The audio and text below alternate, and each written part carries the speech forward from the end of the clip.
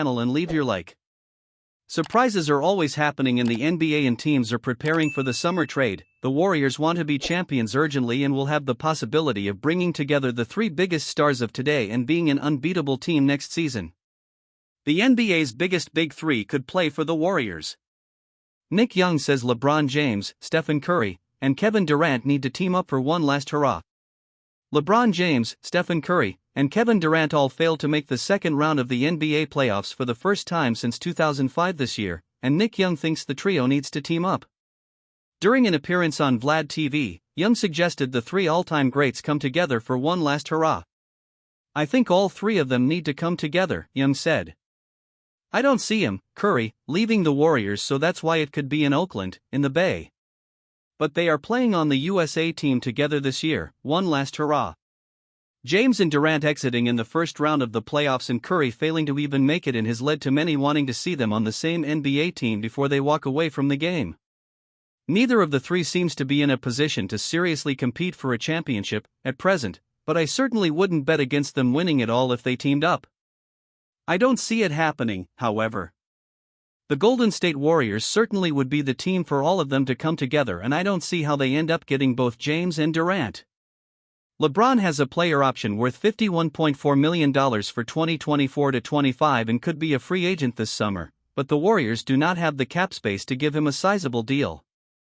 The 39-year-old has also shown in the last 10-odd years that he has no interest in taking a pay cut, so that avenue doesn't exist either. That'd mean a sign-and-trade would be the only way the Warriors land LeBron if he opts out, and that, in turn, would mean they wouldn't have the assets to get Durant. The 35-year-old averaged 27.1 points, 6.6 rebounds, 5.0 assists, 0.9 steals, and 1.2 blocks per game for the Phoenix Suns in 2023-24 and won't be available on the cheap. I think Golden State could potentially land one of these two if they decide to go all in, but just not both. While that is a pity, we'll at least get to see them play together for Team USA at the 2024 Paris Olympics. Nick Young on how many more years LeBron James can play in the NBA.